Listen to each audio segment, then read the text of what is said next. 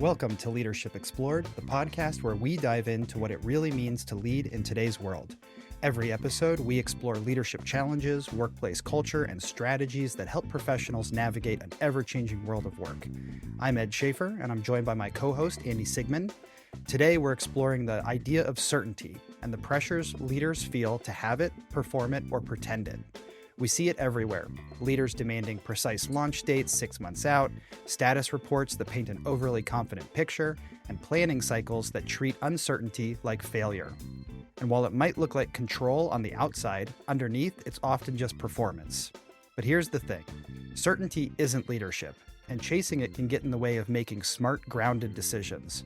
So today we want to unpack the illusion of certainty and ask, what if real leadership isn't about having all the answers, but about knowing how to lead when the answers aren't clear? So Andy, when you think about leaders craving certainty, what comes up for you?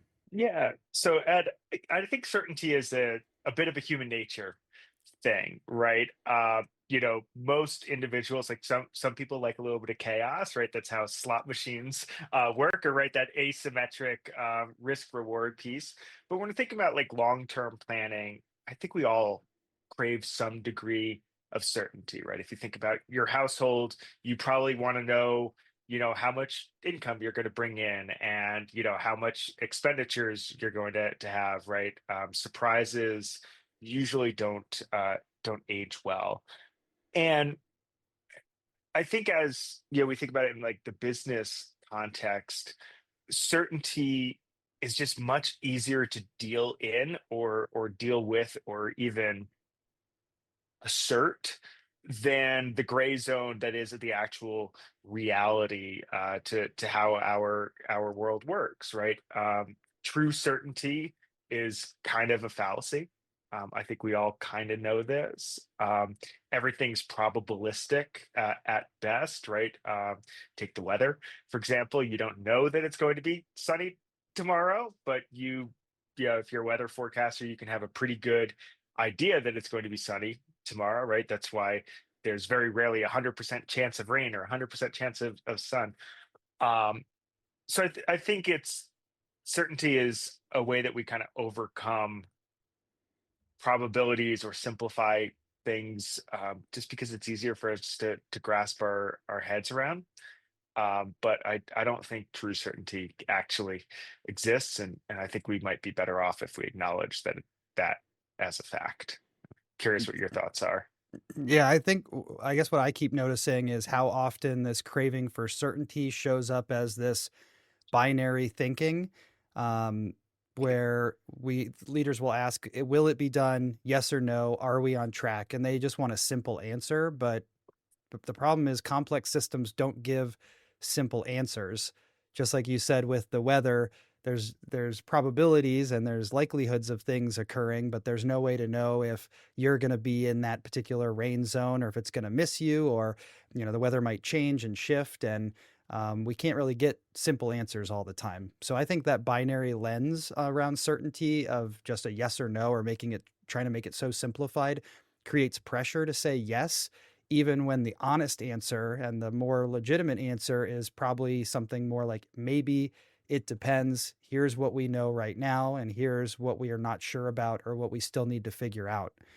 And I think with that pressure to give certainty, what happens, at least what I've seen with most leaders, most teams and organizations, is they start building processes and tools that create an illusion of certainty. It gives like a confidence in the certainty, even though there's no confidence there. So it's status updates that are really polished and sanitized, Gantt charts that make linear promises.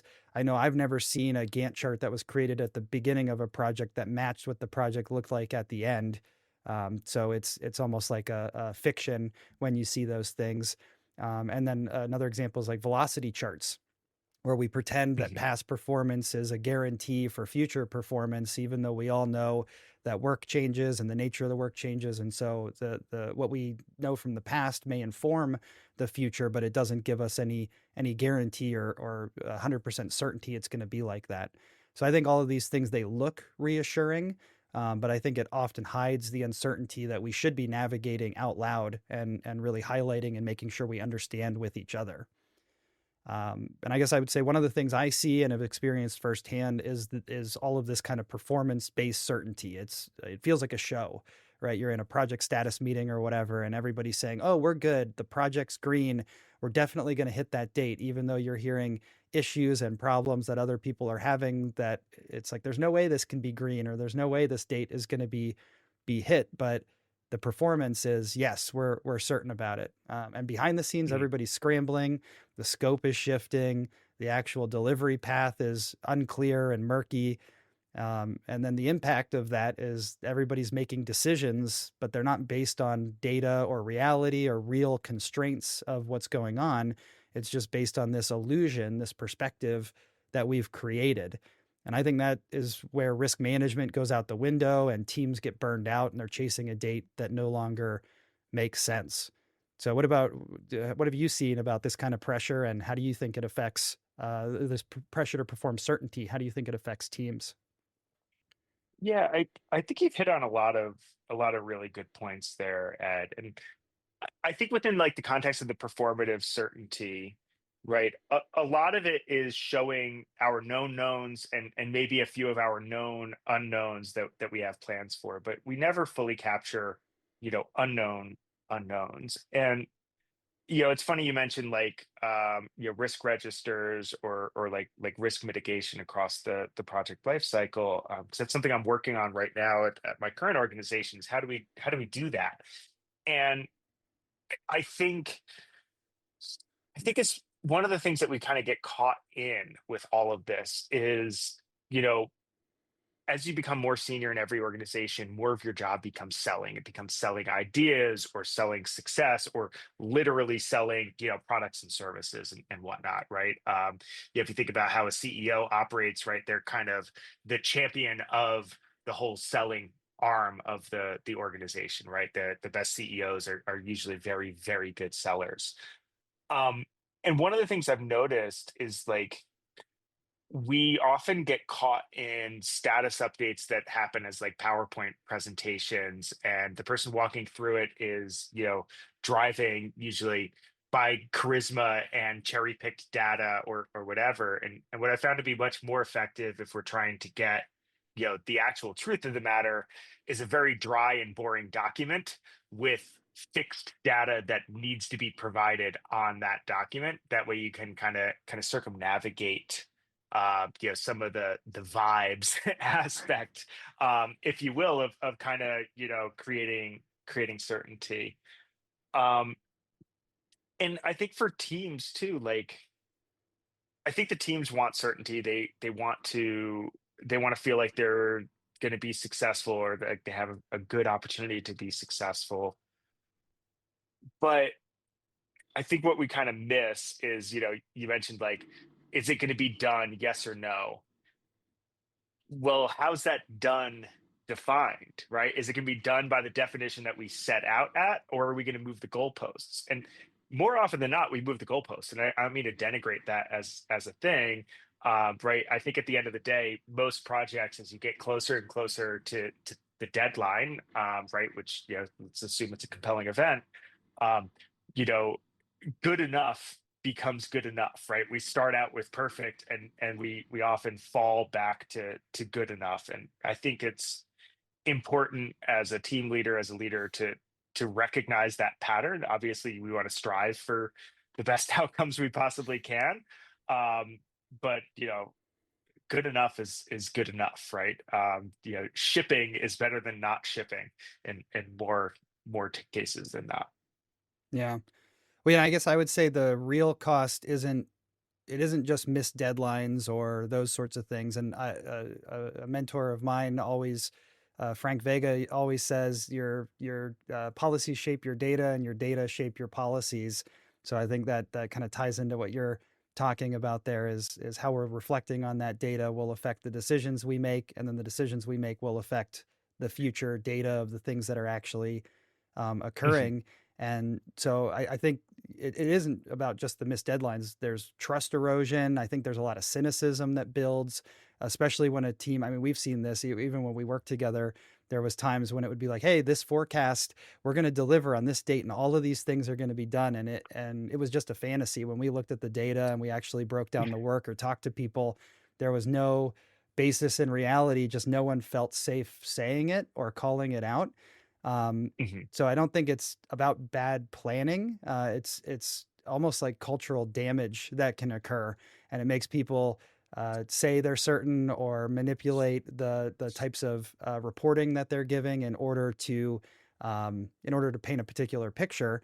And I would say what's kind of ironic about making these decisions is that when uncertainty does show up, it usually makes us worse at navigating true uncertainty because we're so used to hiding the uncertainty and trying to paint this rosy picture where we're really, really certain, really confident about things. Um, what I just said, certainty and confidence, we talked about this a couple times now. I think this is where we need to transition into that. And I think we do need to make a distinction between the idea of certainty and the idea of confidence. I think a lot of leaders collapse these two concepts. But certainty is about control of outcomes. It's like it, we think that this is going to happen. We're trying to control it, and this is the result we expect. And confidence is really more about clarity of approach and clarity of risks and clarity of things that can happen. Where certainty is saying, yes, this will be done, or we will have all of this work done, or this feature will be available. Confidence, I think, is a lot more about saying, well, here's what we know, here's where we are, here's what we're doing, and here's our plans to adapt or what we're gonna change based on the things that occur. And I know I've seen a lot of leaders who think that not knowing something or saying, I'm not sure, or we're not sure yet, or I don't know, we have to look into it some more, makes them look weak. But in my experience, that kind of admitting to those types of things and having a clear picture and being able to communicate it actually builds credibility. When you name the uncertainty and outline how you're approaching it and invite others into that process, it shows that you're taking it seriously, that you're really thinking about it, and that you're aware of it, and you're not trying to cover anything up or hide it to make you look better. So, what do you think about that distinction between confidence and certainty, and what have you seen, or what's your experience been when you watch leaders in action thinking about that? Yeah, I think that distinction is really helpful, Ed. Um, and confidence, where I found confidence to be the most useful. In fact, we were doing this together, right? We were using some probabilistic forecasting based on historical data, right? Running Monte Carlo simulations.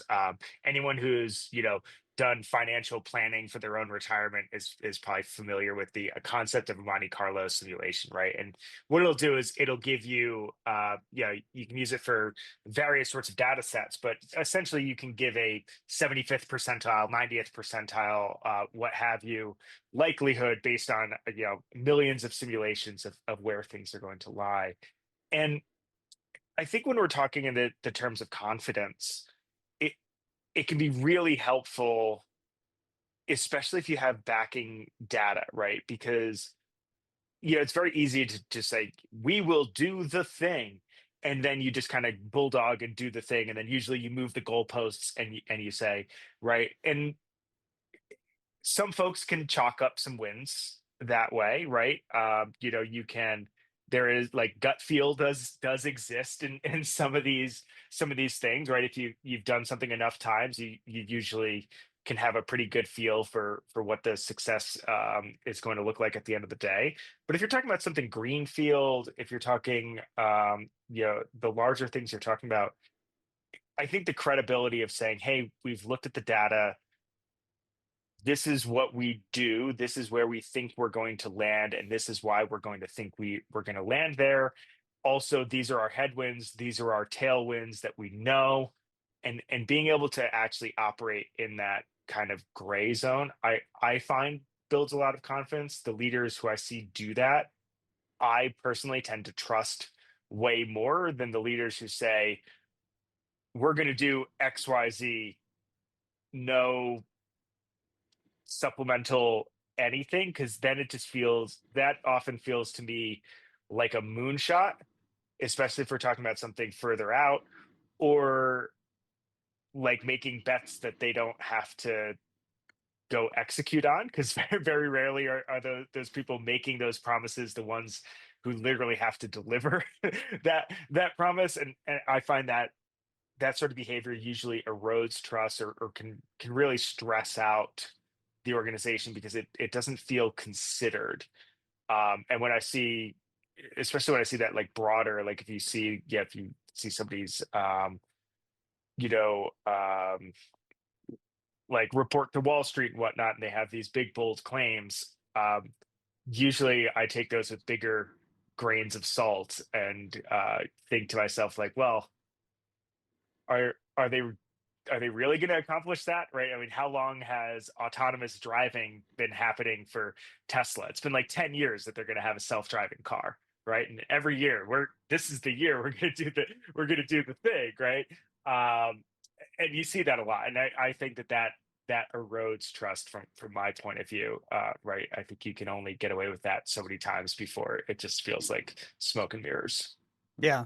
Well, yeah, and I think, with the certainty is when you're that certain or you're trying to be that certain, you're playing in a deterministic way where it's like you're basically saying, I know the outcome and I can see it and I guarantee it's going to happen.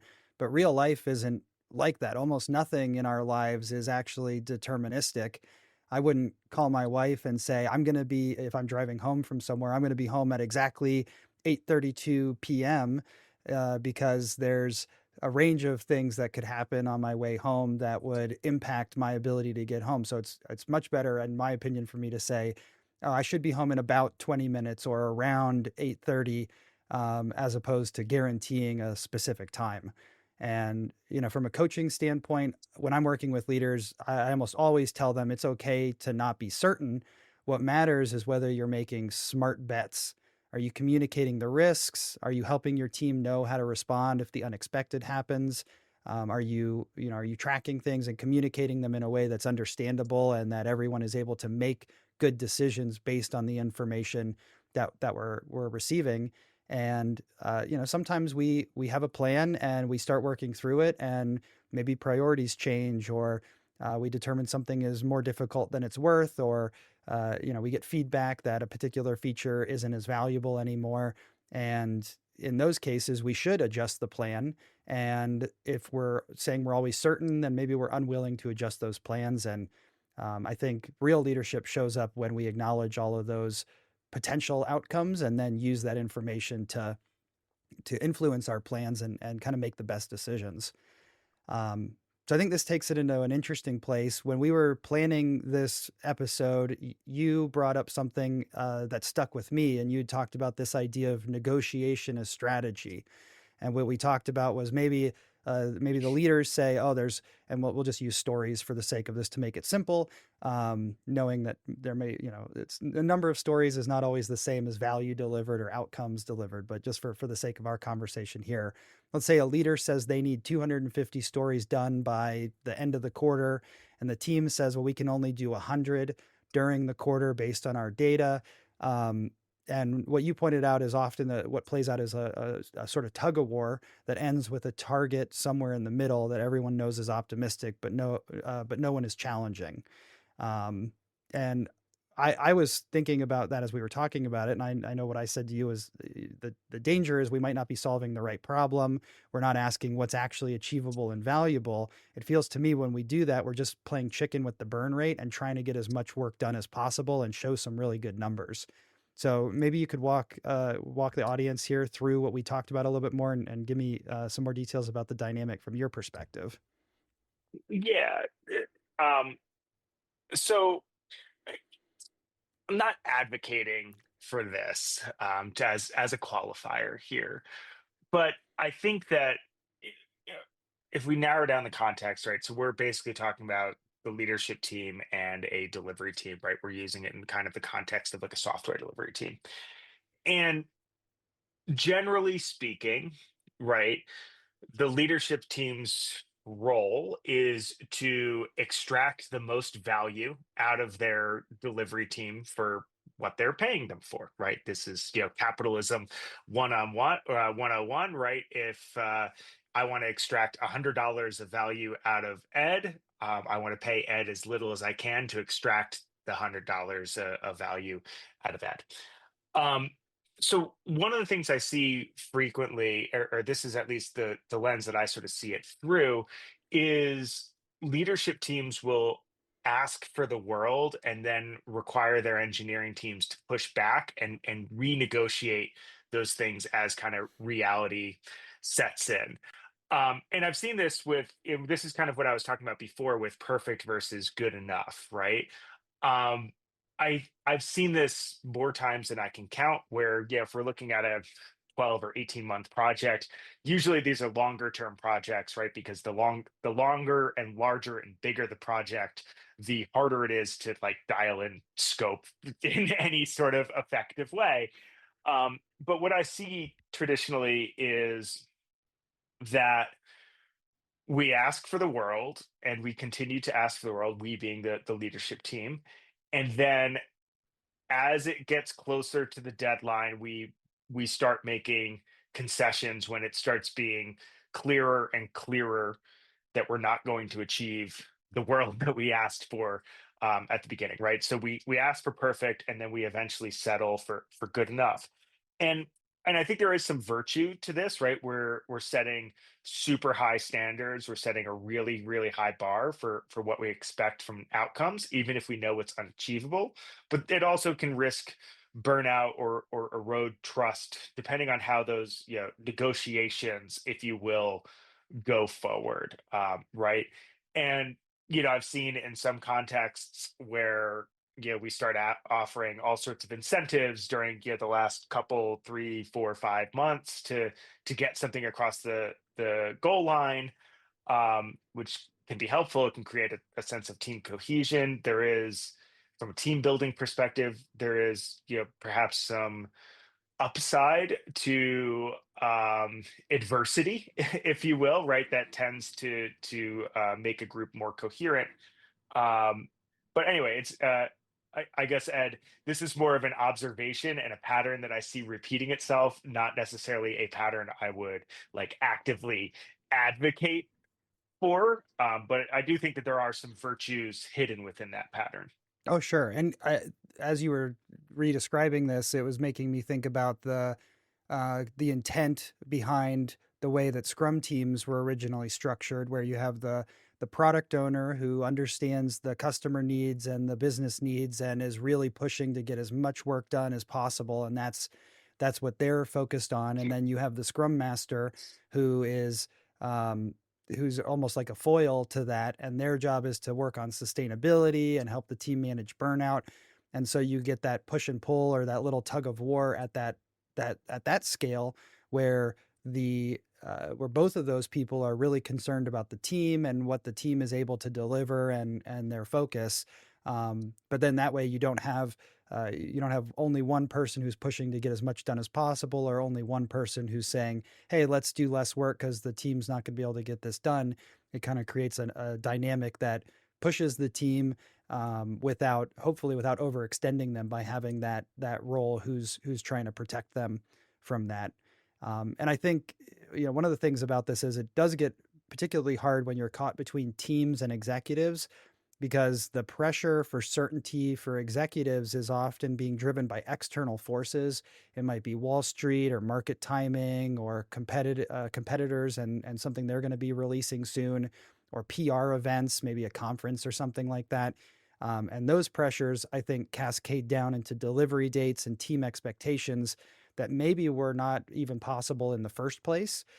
So I think that leads to these types of plans that are performative rather than predictive. And I know today's episode's not really about probabilistic forecasting and diving deep into that, but I know the approach that we've taken before, and I still use as often as I can, is, let's make sure we understand the work and prioritize these features, and then let's evaluate the features and see if we can, if does this feature actually need to be as large as it is, or can we make, is there one piece of it that's most valuable that we need to do first, and another piece that's less Or, valuable, and we can split those, and then make or sure are we we work on what's, gold plating, right? There's so many different variables yeah, there. Yeah. yeah, definitely. So, I guess we've been talking a lot about this idea of certainty, So maybe we should talk about why we admire certainty, even when it does seem disconnected from reality. And I mean, I think we can all admit there is something magnetic about a leader who seems really certain and confident and says, like, we're going to win, we're going to deliver, we're going to get there. And I know you gave examples when we were planning this out about Mark Messier or Babe Ruth and how they can Yeah. call their shot. And when they actually, if Babe Ruth pointed and he hit the home run, we romanticize that kind of bravado, right? We look at it and we go, awesome, they called it and then they did it, and that's great. But for me, I think what is a little bit ironic about all of that is we have a tendency as humans to forget all the times that confidence didn't land, right? We like to see Hmm. the guy who points and hits the home run and gets it, but we forget about the funny video we watched of the person at track who was ahead of everybody and like celebrated too early and they trip and fall, and then the next four people behind them pass them and they lose the race basically. We forget about Well, moonshots that missed. it, yeah, it's a survivorship bias, Yeah. and also like most of these things that we idealize are situations where the individual making that bold call has a tremendous amount of agency in driving the situation. So, I'm a hockey fan. As we're recording this, this is the last week of the NHL regular season. So all I want to do is talk about hockey. But like, let's use the Mark Messier call, right? So going into Game 6, Mark Messier is the captain of the New York Rangers, right? They're down 3-2 in the series, right? Best of seven series, and he tells the newspaper that they will win. Now, for those of us who are not hockey fans listening, right, Mark Messier has already won five Stanley Cups, I think, at this point, all with Edmonton. He's been the captain. He was the captain of the Edmonton Oilers after Wayne Gretzky. He showed that they can win the Stanley Cup without Wayne Gretzky. Um, and he is a force of nature in his own right. um, he then delivers. So he lifts up the team, but he also like literally puts them on his back. So he scores the game-winning goal. He scores three goals in the game, right? Himself. So he doesn't just say that the team will win and hope that he rallies the troops. He's in a position where he can functionally will the team into winning because he's that great of a player, right? In most contexts, we don't have that degree of agency, right? We don't have that control over outcome that, a like top 0.1% player in a professional sports league has, right? Like an ace starting pitcher could probably make that call and deliver on that call, right? A LeBron James might be able to make that call and deliver on that call, but the coach can't, right? So that's I think something that's worth at least acknowledging in it. It's really cool to idealize that, and I think we idealize those things because those moonshots don't work more often than not, and we have a total survivorship bias of like Babe Ruth calling his home run or Mark Messier telling the New York Post or whatever it was that we will win Game 6 tonight, I guarantee it, or any of these other bold calls, because when it works, it's magic, and when it doesn't, it just falls into the news cycle and we forget about it 6 months later. Yeah. Well, it's also really clear what the win condition is, right? It's either you either win the game or you don't. You either make enough goals or baskets or whatever, or you don't. And Yeah, leading it's up to it, binary. you also have a very clear, well, if you're playing basketball and you're missing free throws, then maybe you just need to practice a lot of free throws for a while and work on that particular skill to get that thing up. Or you can find particular areas to focus on and a skill to work on and then spend the time doing it. And in knowledge work especially, it's not always so clear cut. There's lots of variables at play, and it's not really like, oh, I can practice this one thing and then it'll make it so I am more able to deliver code at the end of the day, because there's so much uncertainty and variability in those things. um, Mhm. and so, yeah, I think there is a trap that we need to watch out for and avoid around this idea of mistaking boldness for credibility. or that type of certainty for type of certainty and confidence as something that we can apply everywhere else or in our work. Um, I would say when we start equating certainty with strength, then we lose sight of what leadership actually requires: nuance, adaptability, humility, empathy, listening. And I'd definitely rather follow someone who can say, here's what we think, here's what we don't know, here's how we plan to navigate these challenges, than somebody who pretends that they know everything or the future is already determined for us and we just have to live it out. Um, Yeah. so if we're saying certainty is a trap or can be a trap and confidence is a better path, how do we lead differently? So for me, I think the answer is around this concept of thinking in bets or using ranges and probabilities and scenario planning instead of fixed promises. We've kind of talked about this a little bit with the probabilistic forecasting, but if we shift our language from this will definitely be done on this date to there's a 75% chance we can deliver these outcomes by this date, or we can deliver all, if you want all of this work done, here's the likely date ranges that we'd be able to, this is an early date that we might be able to hit, here's the most likely date that's likely to hit. And it kind of makes me think a little bit about OKRs. There's one approach for OKRs I really like when you're setting your key results, that you put a target, a stretch, and a commit inside of that. So your Hmm. commit is something that the team really expects they're going to be able to hit.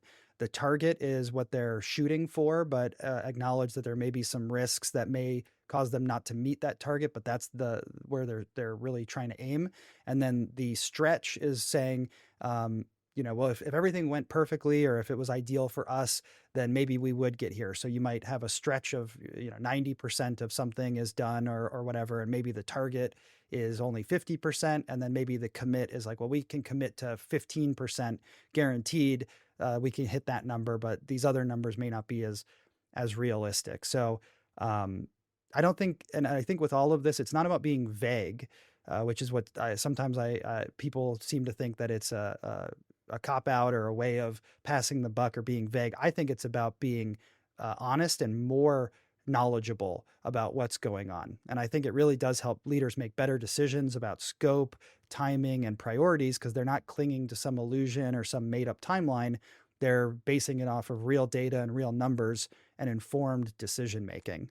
Andy, for you, has there been anything that you've seen that helps leaders start making this shift from this sort of certainty and into more of this thinking in bets or probabilities? Yeah. I love the idea of thinking in bets and probabilities. And we were talking about sports before, right? With these big bold guarantees, and it reminds me of I'm trying to remember which Super Bowl it was. It was definitely with the Seahawks, and they had a running back who was what was he was named or nicknamed like the Beast, or he had some sort of like really aggressive nickname.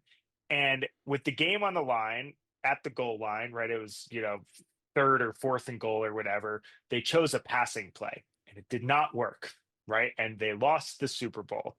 And in the postscript, post interviews, they were interviewing, I think it was Carroll was the coach, right?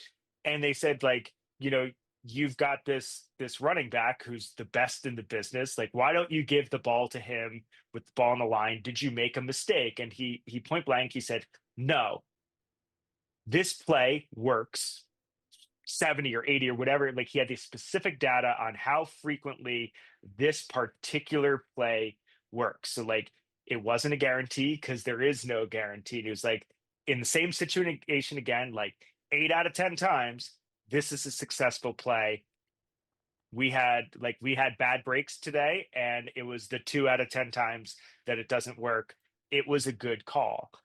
And I think being able to think in that way, and also to like not regret when things don't play out, is really really effective. I'm also, one of my good friends works in the healthcare life sciences industry, right? He's literally working on designing like cancer drugs. The likelihood of them finding a drug that cures cancer is super low. So what do they judge themselves on?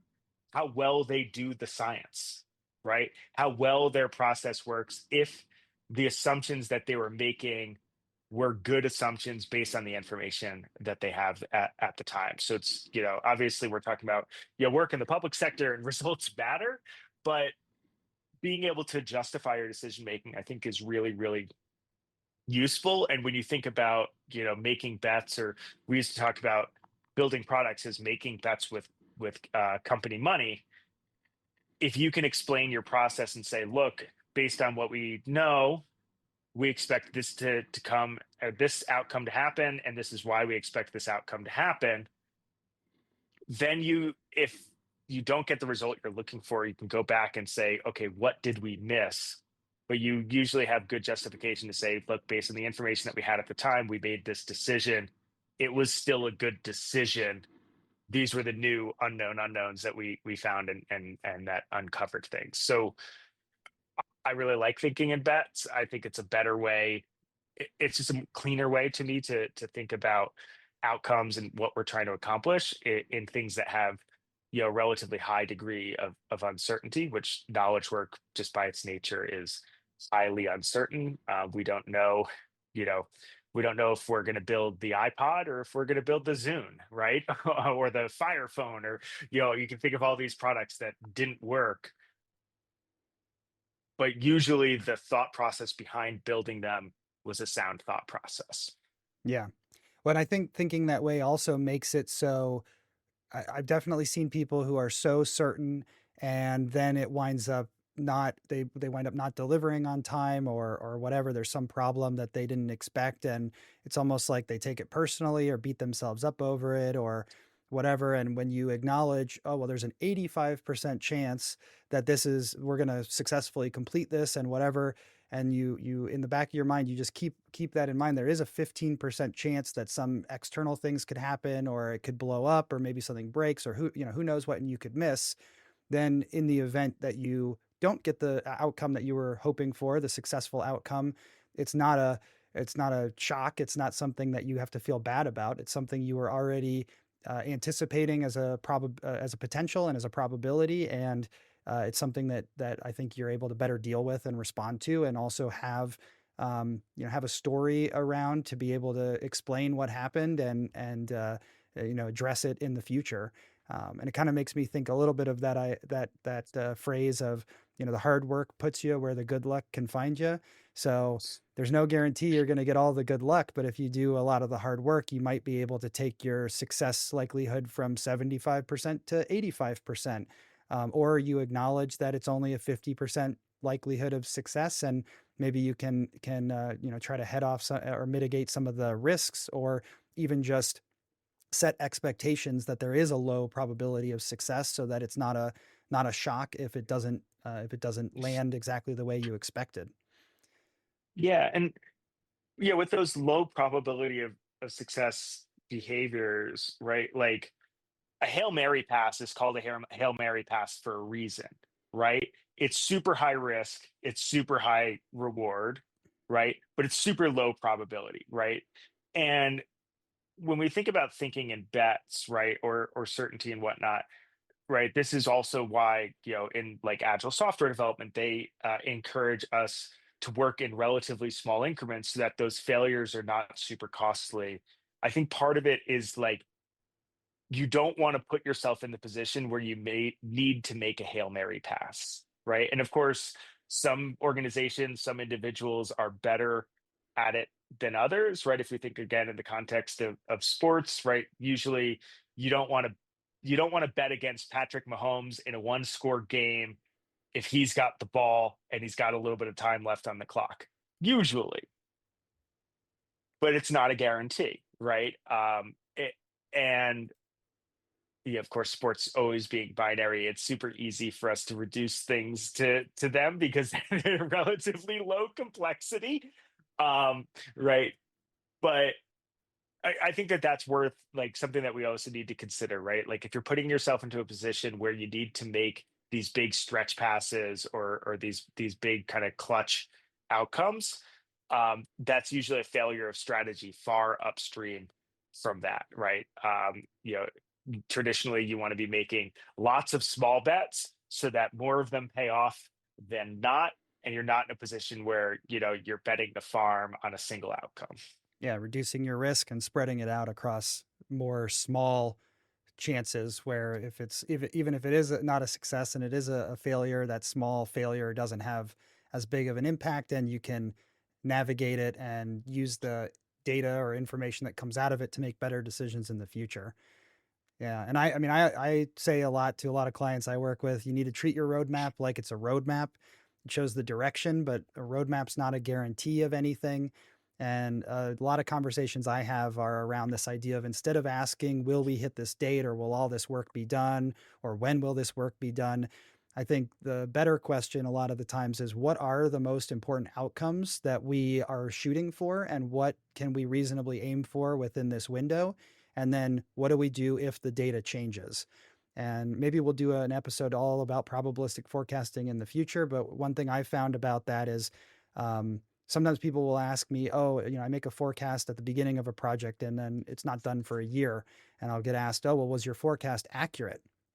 Well, the forecast hopefully wasn't accurate from 6 months or a year ago, because ideally we would be inputting the new data or the things we're learning every time and updating the forecast accordingly. And also, if we say, oh, we wanted these 10 features done, but it doesn't look realistic, well, let's reprioritize. These 4 are the most important features. We'll get those done first. That affects the plan. So at the end of the day, the forecast and the plan look like they matched each other exactly, but it's really just because the plan led to the data, and then the data led to adjusting and changing the plan. And I think that this shift from certainty to confidence plus adaptability is really what helps teams and organizations succeed in real world conditions. So I guess before we close it out, any other takeaways you want to share before we go? Yeah, just an addition to that too, right? Is like, when we talk about certainty, we're talking as if done is a real thing, right? And yes, eventually, in the digital products world, eventually we divest from a given project or a given product, right? But ideally, most of them are long standing, right? I've been using Microsoft Office for 30 years, right? It has changed, it has gotten better over that time frame, right? But it's not done, just increments of it keep getting updated over time, right? And I call that one out just because it's a pretty ubiquitous tool that I think most folks are going to be familiar with. So that's something that's also worth remembering, right? Is like, you're going to finish the project, and then you're just going to start a new project that's probably going to be related to the one that you just finished, right? And I think it's worth also kind of remembering that context overall, right? And if you're in the businesses that we're in right now, which is a lot of implementation services and whatnot, done is really mostly about getting it into a state of readiness that we can extricate ourselves as the services organization from the engagement and hand it over successfully to the client in a state where it's not going to become shelfware, right? So I think it's also good to remember, like, where the bar really is, and that done doesn't really exist, right? It's not sports. The clock does not hit zero. The buzzer doesn't sound, right? We just kind of come in tomorrow and do it all over again, and we're going to keep doing that for quite a while. Oh yeah, and sometimes I mean, I've definitely seen it where a team starts some work and they kind of get deep into it, and then priorities shift or budget shifts or competition shifts, and now that's not the priority anymore. And uh, it doesn't really matter. It doesn't matter that that never got finished or that we didn't meet the original plan, because it's not important enough to work on anymore, and that means everything shifts. So we just have to Hmm. be prepared for that. Awesome. Yeah. Well, I think this is a great place to close out. So today we talked about certainty and how certainty feels safe, but great leadership really happens in ambiguity. When leaders cling to certainty, they often make decisions that are rigid, fragile, or disconnected from reality. But when leaders embrace uncertainty and lead with clarity, confidence, and honesty, they create the conditions for adaptability and resilience. So a question to ask yourself today is, where in your leadership are you overperforming certainty? Where are you pretending to know when you should be getting curious instead? And how might your team show up differently if you stopped pretending to be so certain and started using confidence, probabilities, thinking, and bets to really share more of an honest truth and a clear picture of what's going on? So thanks for listening to Leadership Explored today and exploring leadership with us. If you found value in this conversation, please subscribe and share it with someone you lead alongside. We release new episodes every other Tuesday, so until next time, keep leading with purpose.